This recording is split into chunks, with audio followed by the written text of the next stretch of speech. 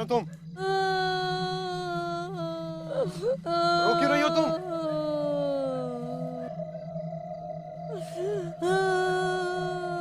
क्या हुआ तुम्हें?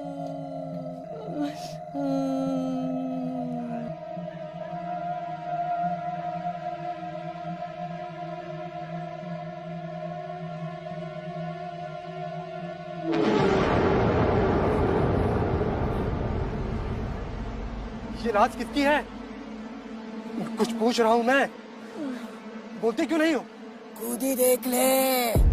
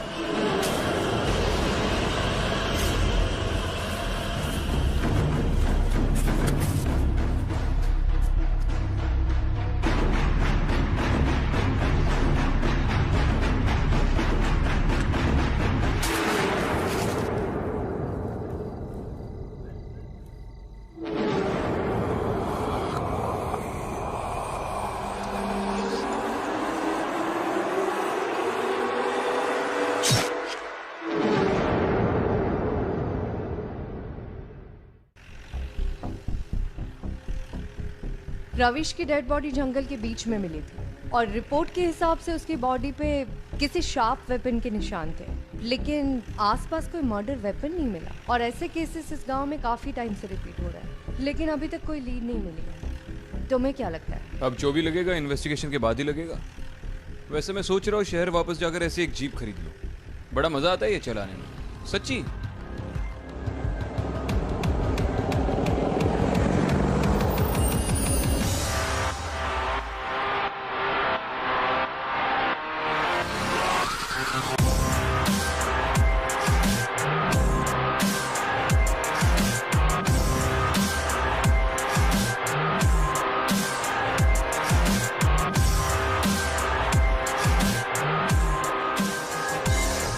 जाएं सर। जैन, कितने बजे के करीब की बात होगी? सर रात तकरीबन 2-3 बजे के आसपास की बात लग रही है। जंगल में इतनी रात को इस रास्ते पर कोई नहीं आता सर।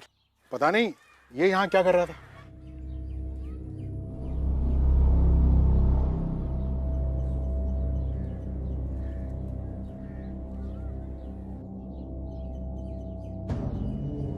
यहाँ से कुछ मिला था? नहीं मैडम, यहाँ से तो कुछ नहीं मिला था।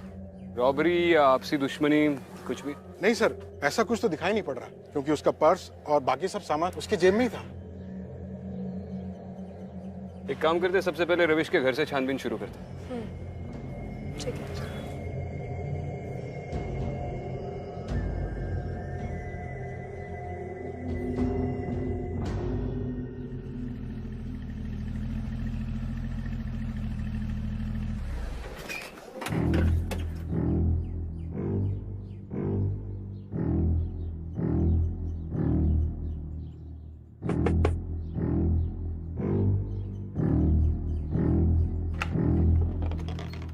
जी नमस्ते, मैं विक्रांत सिंघल, एसीपी मुंबई पुलिस। आपसे रविश की मौत के बारे में थोड़ी बात करनी है। जी साहब, आइए। आपके लिए मैं पानी। जी नहीं, ठीक है, आप बैठिए ना, बस थोड़ी देर बात करनी है। जी। उस घटना के बारे में जरा बताइए प्लीज। कभी सोचा नहीं था कि अपने बेटे की मौत देखनी पड़ेगी इस जीवन में। देखिए, हम आपका दुख समझ सकते हैं, लेकिन आप हमें रविश के बारे में जितना बताएंगी हम आपकी उतनी मदद कर पाएंगे। बहुत खुश रहता था हमारा रविश। उसकी ना ही किसी से कोई दुश्मनी थी और ना ही कोई मनमुटाव। जिस दिन उसके साथ ये हादसा हुआ, उसकी मौत हुई, वो रात को इतनी देर रात तक जंगल में क्या कर रहा था, कहाँ से आ रहा था? साहब, उसकी बींदनी, मेरी बहू कजरी पेट से थी, तो वो दाई के घर से आ रहा था। रात के जब 11 बजे तक घर वापस नहीं आया तो मैंने उसे कई बार फोन किया, लेकिन उसका फोन बंद आ रहा था। कुछ पता नहीं चला। दाई के घर गया था, मतलब आपके गांव में कोई अस्पताल नहीं है? अस्पताल तो बड़े लोगों के चोचले होते हैं ना साहब, हमारे यहाँ तो दाई ही बच्चा कर देती है।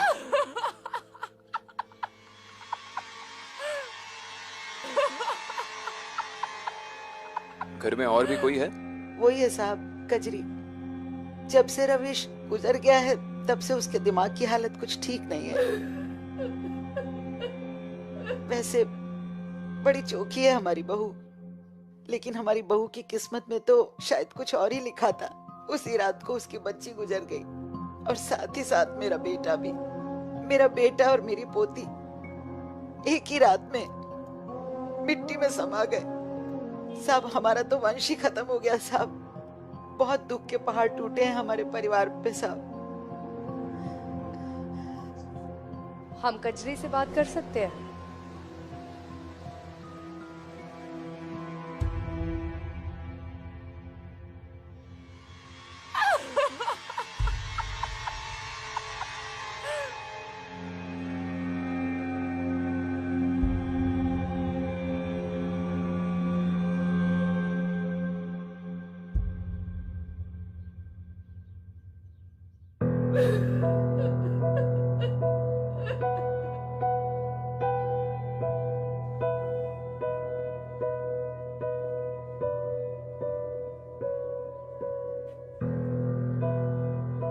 कजरी, हम लोग पुलिस है।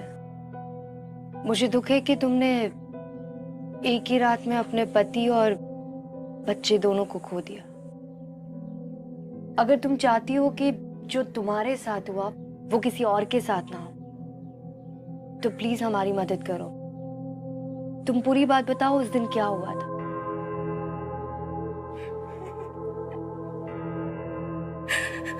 मेरे साथ ये देखो मेरी तीसरी बच्ची भी मर गई मेरे साथ। तीसरी? मेरी फूल सी बच्ची है मेरे साथ। देखो ये पैदा होते ही इस दुनिया से चली गई मेरे साथ।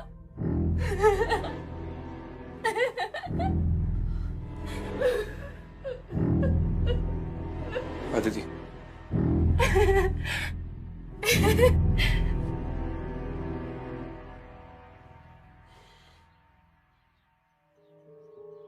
आपने हमें पहले क्यों नहीं बताया कि कजरी के इससे पहले भी 2 बच्चे मर चुके हैं? जी वो 2 कमजोरी से मर गई थी और ये तो मरी हुई पैदा हुई। कमजोरी से? जी ठीक है, आप हमें उस दाई का एड्रेस दे दीजिए, हम उन्हीं से पता कर लेंगे। रविश रात 12 बजे यहाँ से निकला। उस वक्त मैं यहीं पे थी। हमने सुना कि उसकी बच्ची मरी हुई पैदा हुई थी। हाँ, कजरी की बच्ची बहुत ही कमजोर थी। मैंने बहुत कोशिश की लेकिन कोई फायदा नहीं हुआ। इस बात से रविश को काफी सदमा पहुंचा होगा। उसका रवैया कैसा था? बहुत ही सीधा साधा आदमी था। 9 महीने अपनी बीवी की बहुत सेवा की, खाना पीना घर का काम सब में मदद करता था। लेकिन जब उसे पता चला तो बहुत दुखी हो गया। मैंने उसे घर भेज दिया। बच्ची की मौत का कारण क्या था? बहुत कमजोर थी बच्ची। मैंने उसमें जान डालने की बहुत कोशिश की, लेकिन ऊपर वाले की इच्छा के आगे किसका क्या चलता है। एक और बात, इस गांव के ज्यादातर बच्चे आप ही करती है। इतने सारे बच्चों के मरने से अच्छा है कि आप लोग उन्हें हॉस्पिटल ले जाएं। अरे कैसी बात करते हैं आप? अरे 50 साल से ये काम कर रही हूँ मैं। लोग कहते हैं मुझ पर भगवान का आशीर्वाद है, भगवान का हाथ है। और ये बड़े बड़े अस्पताल बस लोगों से पैसा छीनने का काम करते हैं। किसी से भी पूछ लो, मैं कभी भी अपने काम में लापरवाही नहीं करती। अब ऊपर वाले की ही मर्जी नहीं है तो मैं क्या करती। ठीक है, दोबारा जरूरत पड़ी तो आएंगे। जयराम जी की।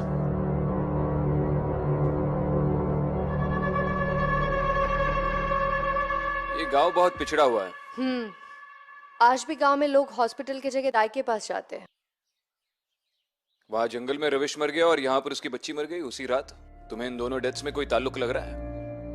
ताल्लुक हो सकता है, लेकिन जंगल में बाकी डेड बॉडीज भी तो इसी तरह से मिली है। उन सारी डेथ्स में और रविश के डेथ में तो ताल्लुक है ही, लेकिन एक बात तो तय है, इस बच्ची की मौत कमजोरी की वजह से नहीं हुई।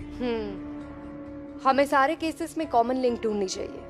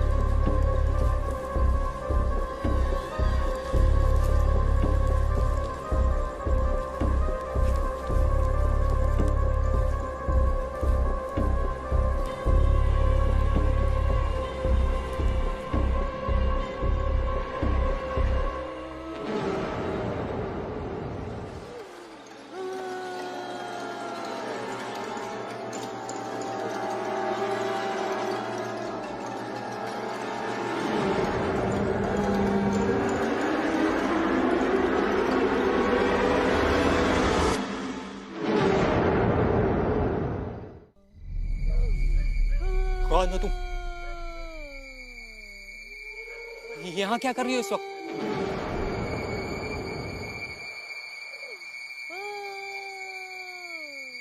तुम रो क्यों रही हो?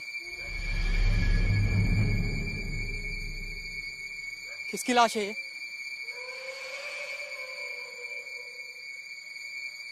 कौन मर गया? खुद ही देख ले।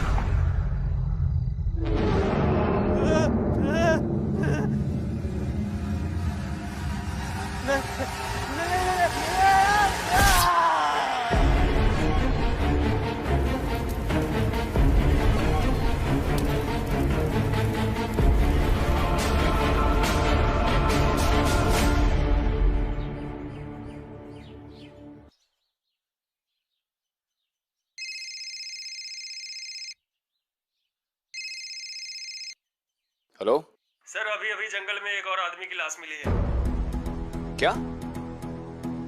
ठीक है, वहीं पर रुको, हम आ रहे हैं। क्या हुआ? जंगल में अभी भी किसी आदमी की लाश मिली है, चलो।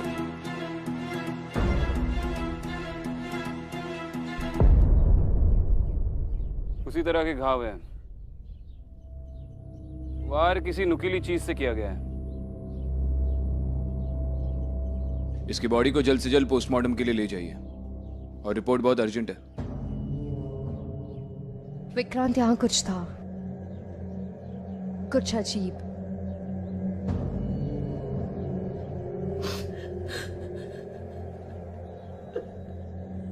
ये कौन है?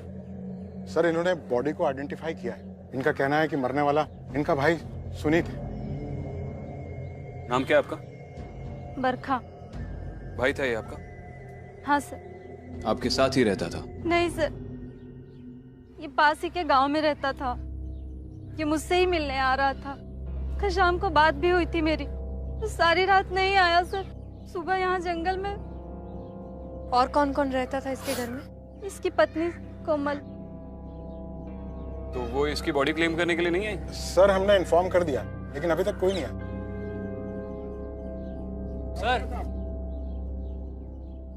सर इनका कहना है कि इन्होंने यहाँ से कोई आवाजें सुनी। क्या सुना था तुमने? मैडम मैंने यहाँ पर किसी औरत के जोर जोर से रोने की आवाज़ें सुनी थी।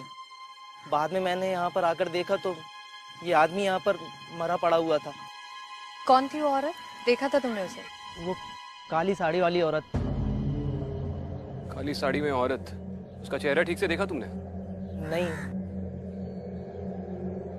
एक बात अलग थी कि उसके पैरों में बहुत बड़े बड़े कड़े थे। ठीक है, इसका स्टेटमेंट रिकॉर्ड कर लो।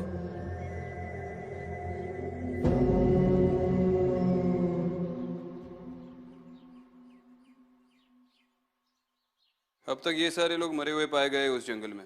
दीपक, सुनित, रविश और कई भी सारे लोग हैं। सबके घाव एक ही तरीके के हैं, सबकी मौत एक ही तरीके से हुई है। उस गांव वाले का कहना था कि उसने एक औरत की रोने की आवाज सुनी और औरत ने काले कपड़े पहने हुए थे। आप में से किसी ने या किसी और गांव वाले ने कभी कोई काले कपड़े पहनी हुई औरत देखी है आसपास? काले कपड़े में तो गांव के बाहर बहुत सारी औरतें हैं। रुआसियां कहते हैं उन्हें। रुआसिया? जी मैडम, जो लोगों की मैयत में रोने का काम करती है। रोने का काम? जी मैडम, गांव के बाहर इनकी बस्ती है। विक्रांत, मैं एक बार उस बस्ती में जाके पूछताछ कर लेती हूँ। ठीक है, और मैं सुनित की बीवी से जाकर मिलता हूँ, जो इन्फॉर्म करने के बावजूद नहीं आई। बस्ती कहाँ है पता है ना?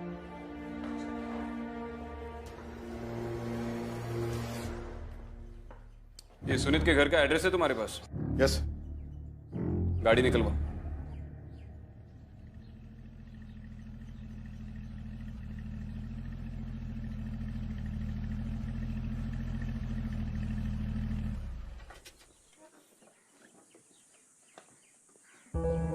सुनिए, अरे अब सुनिए, आप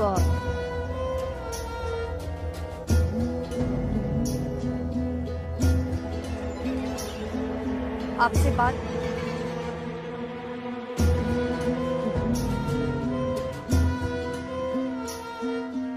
सोनी, काम करो, तुम इस तरफ पूछताछ करो, मैं इस तरफ देखती हूँ।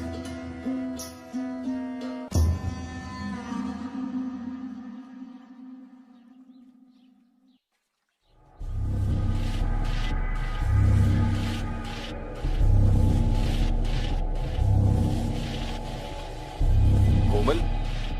हाँ बोलिए। मैं विक्रांत सिंघल, मुंबई पुलिस।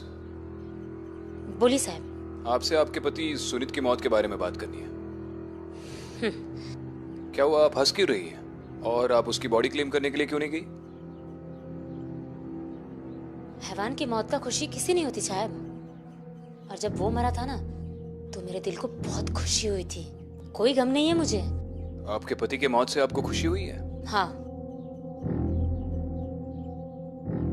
उसने उसने उसने मेरी बच्ची के साथ। आपकी बच्ची के साथ क्या? उसने मेरी बच्ची को मार दिया साहब।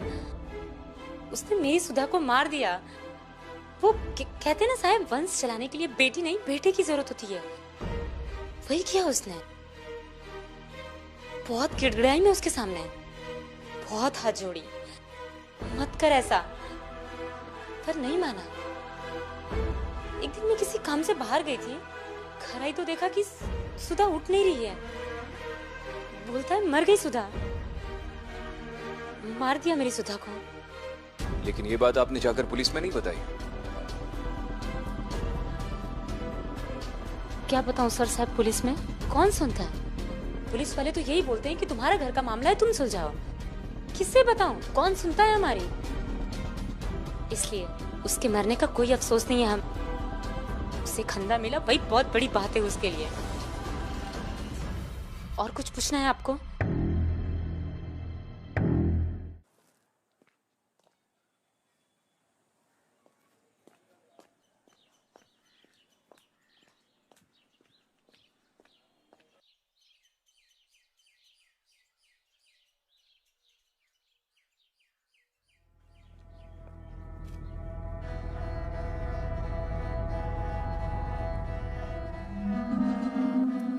नाम क्या है तुम्हारा? पारो। पारो, तुमने इस बस्ती से काले कपड़े वाली औरत को जंगल की तरफ जाते हुए देखा है? कुछ पूछ रही हूँ मैं तुमसे। ये कुछ नहीं बोलेगी। जो पूछना है हमसे पूछिए। आप कौन? रुआसी। नाम क्या है आपका? लता। लता जी, आपने इस बस्ती से किसी काले कपड़े वाली औरत को जंगल की तरफ जाते हुए देखा है रात को? यहाँ से रात को मेरी इजाजत के बगैर कोई कहीं नहीं जाता। देखिए, इस गांव में काफी टाइम से कत्ल हो रहा है और गवाह के मुताबिक एक काले कपड़े वाली औरत रात को जंगल में जाती है और वही सारे कत्ल करती है। उसने अपनी आंखों से देखा है। काले कपड़े तो बाजार में बहुत मिलते हैं। हम रुआसियों को मैयत में आंसू बहाने के लिए बुलाया जाता है, आंसू बहाने का कारण बनने के लिए नहीं। कब से कर रही है आप ये काम? क्या करोगे जानकर? देखिए, गांव में जो हो रहा है उसे रोकने के लिए मेरा जानना बहुत जरूरी है और आपका जवाब देना। कितने लोग हैं इस बस्ती में? गिन लीजिए।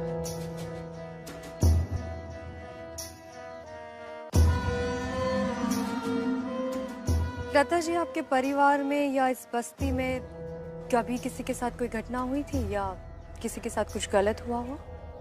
होता भी तो हम बाहर वालों को नहीं बताते, पर हैरानी हुई कि हम जैसों को कोई तो पूछने आया। वैसे भी मैयत के सिवा हम जैसों को कौन याद करता है। ठीक है, मैं चलती हूँ। अगर आपको कोई मदद चाहिए तो आप मुझे बता सकती हैं। मदद की जरूरत गांव वालों को है, हमें नहीं।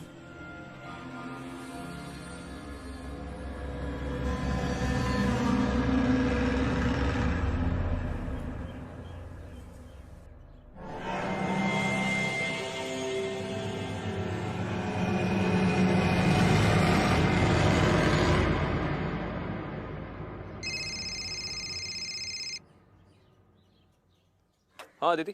विक्रांत सुनीत की फैमिली से मिले? हाँ, इस केस की कॉमन लिंक मिल गई है। सुनीत ने अपने हाथों से अपनी बेटी को मार डाला था। अच्छा। और तुम्हें कुछ पता चला? हाँ, उस बस्ती में मैं एक औरत से मिली, लता नाम था। जब मैंने उससे सवाल पूछे तो बहुत ही उल्टे सीधे जवाब देने लगी। विक्रांत, मुझे लगा कि जैसे वो मुझसे बहुत कुछ छुपा रही थी। मैं एक काम करती हूँ, उस बस्ती के जितने भी पुरानी केसेस है उनकी फाइल्स निकलवाती हूँ। शायद कुछ ना कुछ पता चल जाए। ठीक है, मैं चौकी पे पहुंचता हूँ, मिलकर चेक करते हैं। ठीक है। Okay, C you.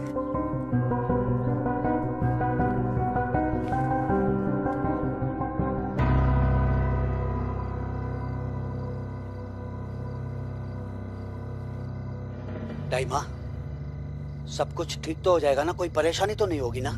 अरे निश्चिंत रहो, जितनी तेरी उम्र नहीं है ना उतने बच्चे पैदा करवाए हैं मैंने लोगों के, समझा?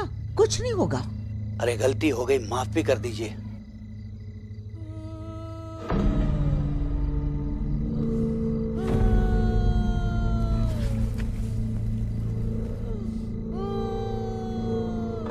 दाइमा, किसी औरत के रोने की आवाज है।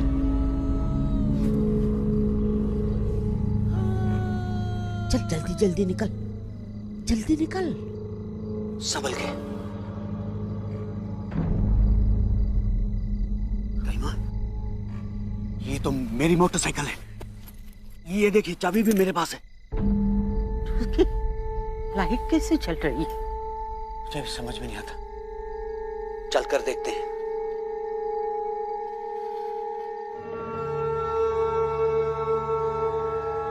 कौन है? कौन है वहां पर?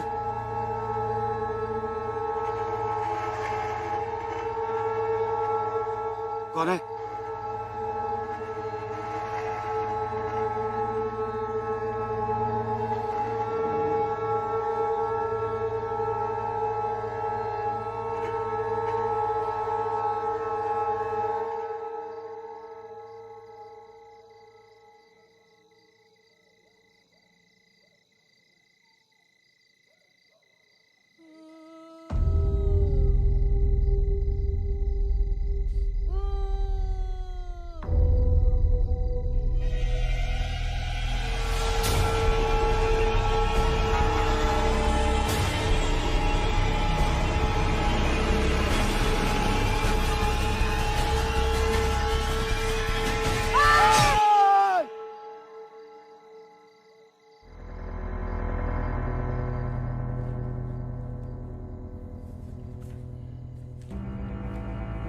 कांस्टेबल्स का कहना है कि हाल ही में इस बस्ती से किसी ने कंप्लेंट नहीं लिखवाई है। ये सारे के सारे पुराने केस फाइल्स हैं। सबसे लेटेस्ट केस जो अब तक मैंने देखा है उससे भी 5 साल से ऊपर हो गया।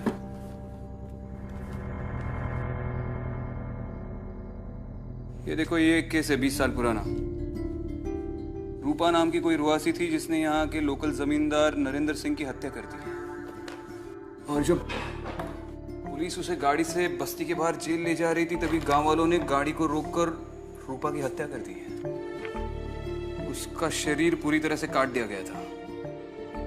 और बॉडी को आइडेंटिफाई किसने किया था?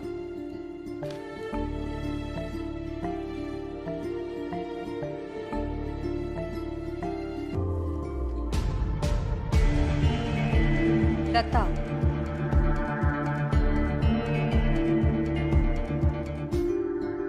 नहीं, मत मारो मुझे।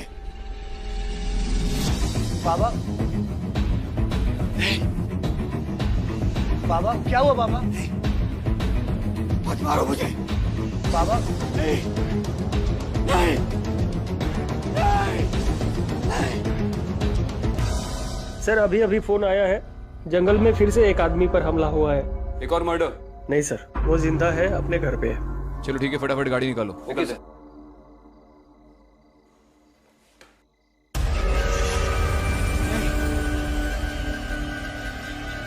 नहीं, नहीं, मत मारो मुझे। नहीं, नहीं, नहीं, नहीं।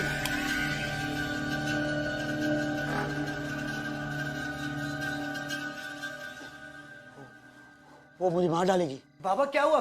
क्या हुआ बाबा? वो औरत मुझे मार डालेगी। कौन सी औरत? वो काले कपड़े वाली औरत।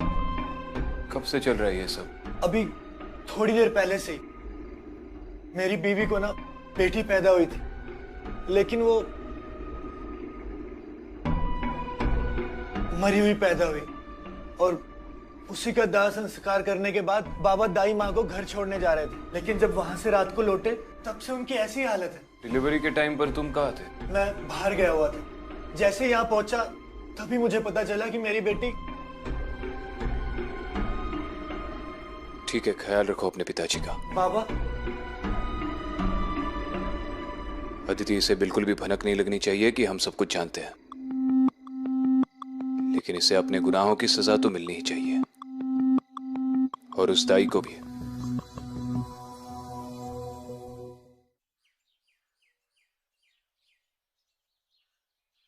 कब हुआ ये सब? कल रात की बात है। बच्चा करवा के हम वापस आ रहे थे, अचानक हम पर हमला हुआ। किसने किया हमला? एक काली साड़ी वाली औरत थी, उसने किया। और उस बच्ची का क्या हुआ जहाँ आप गई थी? वो मरी हुई पैदा हुई। मरी हुई पैदा हुई? दाई माँ, आपके हाथों लड़कियां हमेशा मरी हुई क्यों पैदा होती है? क्या मतलब? मतलब रवीश की तीनों लड़कियां थी, तीनों मरी हुई, और कल रात को ये भी। अब तक कितनी लड़कियों की हत्या की है आपने? आप एक ऐसी बात कर रहे हो? बात तो अब आपके साथ जेल में जाके होगी। देखिए दाई माँ, ये तो आप भी अच्छी तरह से जानती है कि झूठ बोलने से कोई फायदा नहीं होगा। सब मुझे माफ कर दीजिए, मुझे माफ कर दीजिए, मुझसे गलती हो गई। मैंने किसी को नहीं मारा, मारते तो बच्चों के घर वाले ही थे। उन्हें मैं सब बोल देती थी कि बच्ची मरी हुई पैदा हुई है। सब रविश ने उसके 3 बच्चों को मार डाला। और संतोष ने? संतोष ने उसकी पोती को मार डाला। वो चाहता था उसको पोता हो जाए। सब मुझे बचा लो, सब मैंने कोई गलती नहीं की, मुझे बचा लो सब। जरूर लेकर जाइए इन्हें। सब मैंने कोई गलती नहीं की, मुझे सब मुझे बचा लो, सब मुझे बचा लो। इसका मतलब है वही लोग मरते हैं जो अपनी बच्चियों को मारते हैं। ये सब क्यों मर रहे हैं ये तो समझ में आ गया, बस पता ये लगाना है कि ये सब कर कौन रहा है। ये बात तो उस बस्ती की हिस्ट्री जानने के बाद ही पता चलेगी। पर जो भी है, मुझे लगता है कि पारो का इन सब से कोई ना कोई ताल्लुक जरूर है।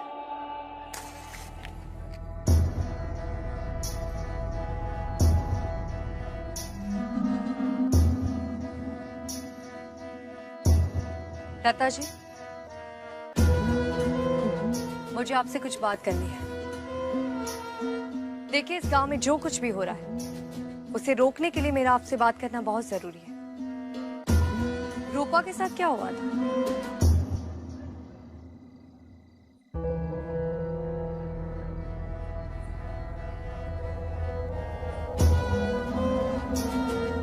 मुझे नहीं मालूम। पिछली बार भी आपने मुझसे जिस तरह से बात की थी उसी से मैं जान गई थी कि आप बहुत कुछ जानती हैं। रूपा की बॉडी आप ही ने आइडेंटिफाई की थी ना? देखिए, अभी तो मैं आपके साथ बहुत प्यार से बात कर रही हूँ। पुलिस की तरह बर्ताव करने के लिए मुझे मजबूर मत कीजिए। बताइए, क्या जानती है?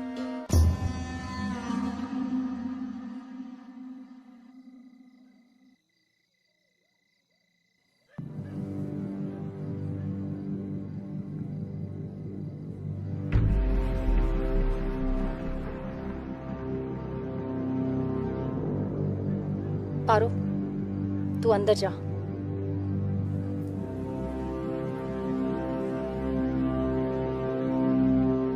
बताइए। रूपा मेरी बहन थी। नरेंद्र सिंह नाम का एक जमींदार था। उसकी कोई औलाद नहीं थी और वो अपने वंश को आगे बढ़ाना चाहता था। नरेंद्र सिंह ने रूपा को देखा और फिर उसने अपने जाल में रूपा को फंसा लिया।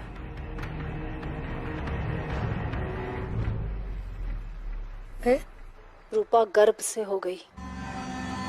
वो कहता था कि उसको बहुत अच्छे से देखभाल करेगा। हमने इस बात को घर से बाहर नहीं जाने दिया और हमें भी लगता था कि शायद रूपा की जिंदगी बदल जाए। फिर रूपा को बेटी हुई।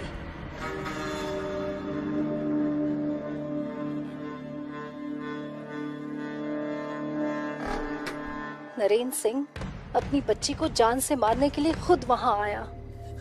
कहाँ लेके जा रहे हो मेरे बच्ची को? मेरी बेटी को मतलब? नहीं, मेरी बेटी को छोड़ो। मेरी बेटी। रूपा रोई, गिड़गिड़ाई, चिल्लाई, पर उसने उसकी एक नहीं सुनी और उस बच्ची को जमीन में जिंदा गाड़ दिया।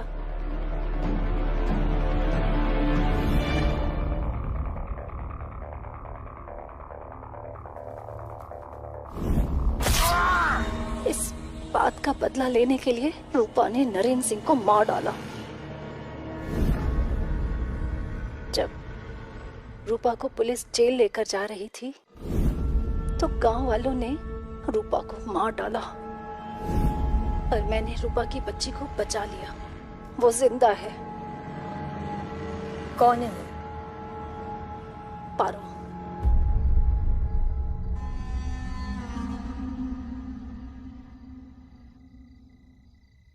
पारो रूपा की बेटी?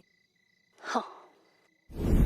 जब नरेंद्र सिंह ने अपनी बच्ची को जमीन में जिंदा गाड़ दिया तब मैं वहां किसी तरह पहुंची और उस बच्ची को बचाकर इस गांव से बहुत दूर लेकर चली गई। उसे वहीं पाला पोसा और सबको यही बताया कि ये मेरी बच्ची है। लेकिन फिर कुछ आर्थिक तंगी की वजह से इस गांव में हमें वापस आना पड़ा। लेकिन रूपा को अभी भी यही लगता है कि उसकी बेटी मर चुकी है, इसीलिए वो लोगों को मार रही है। उसकी आत्मा को शांति मिले इसलिए हमें एक बार उसे पारो को दिखाना बहुत जरूरी है। पर पारो को इसके बारे में कुछ भी मालूम नहीं। पारो को आपने ये सारी बातें नहीं बताई? नहीं।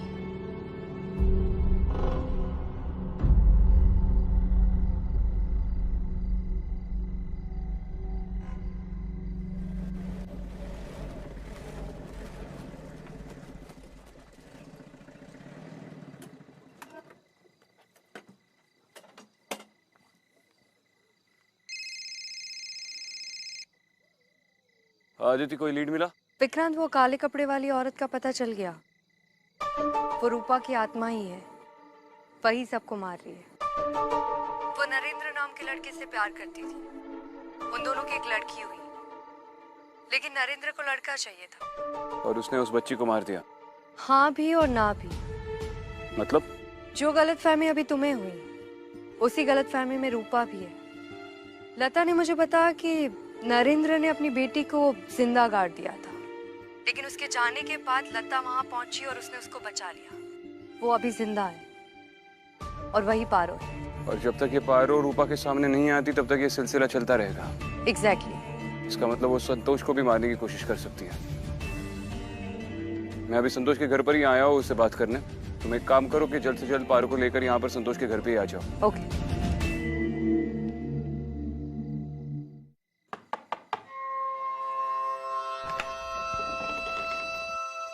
जी नमस्ते। नमस्ते। तुम्हारे पिताजी से थोड़ी बात करनी है। आइए।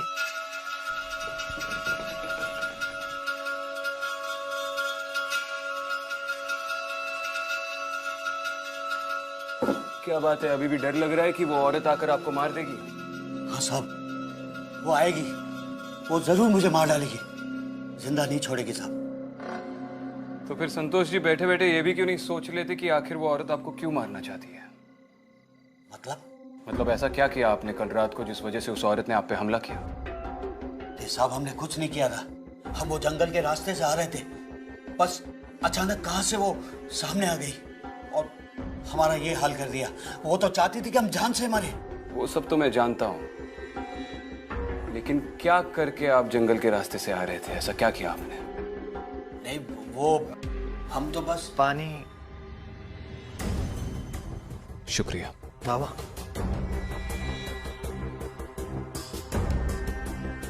खून खून क्या हुआ बाबा? सब मत पीजिए, खून है इसमें। अरे खून पिला रहा है तू, मत पीजिए साहब, मत पीजिए। किसका खून नजर आ रहा है आपको इस पानी में? अपनी पोती का? नहीं साहब, खून है इसमें, खून है, पानी नहीं है। बेवकूफ, खून पिलाएगा मेहमान को। जा दफा हो जाओ यहाँ से।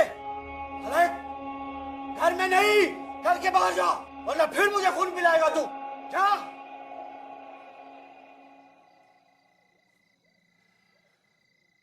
संतोष जी, तुम्हारी दाई माँ तो हवालात में चली गई और तुम भी अच्छी तरह से जानते हो कि मैं किस बारे में बात कर रहा हूं।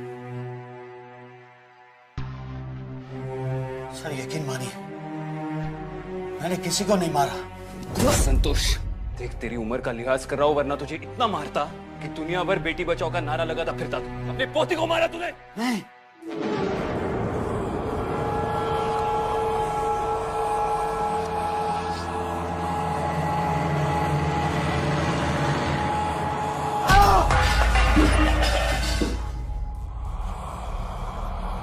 रूपा, इसे छोड़ दो। इसके किए की सजा इसे कानून देगा।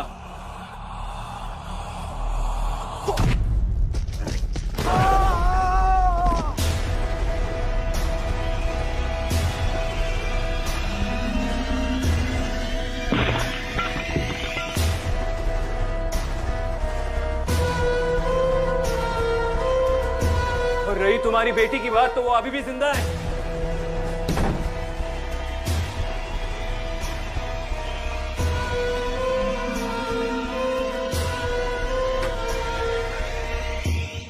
रुक जा रूपा। रूपा, तुम्हारी बेटी जिंदा है।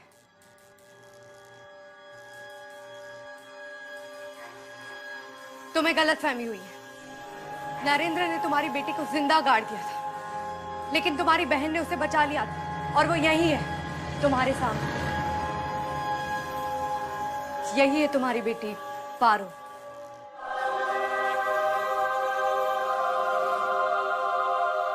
पारो,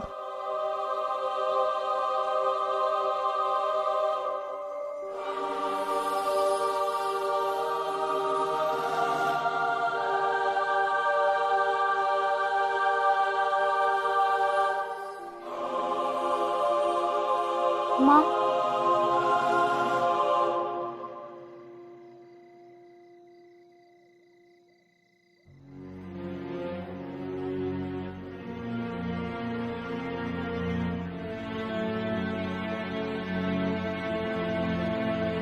पारो,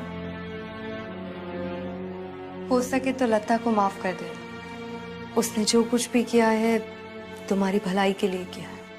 हाँ मुझे पता है, बचपन से माँ ने मेरा ख्याल रखा है, मुझे उनसे कोई गिला नहीं है। अच्छी बात है, चलो।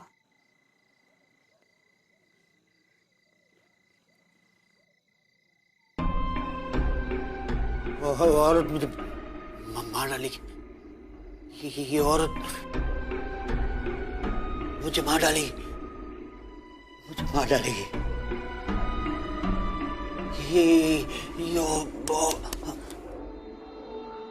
चली गई। तुम भी चलो। रूपा से तो बच गए, लेकिन पुलिस के डंडों से नहीं बच पाओगे।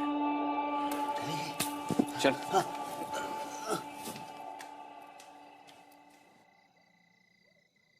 तो एसपी अदिति शर्मा, ये मिशन तो अकम्प्लिश हो गया। अब अगले मिशन पे जाने के लिए तैयार हो? कौन सा? ऐसी एक जीप खरीदनी है मुझे। ढूंढने में मदद तो करोगी ना? चले। मदद तो करनी पड़ेगी तुम्हें।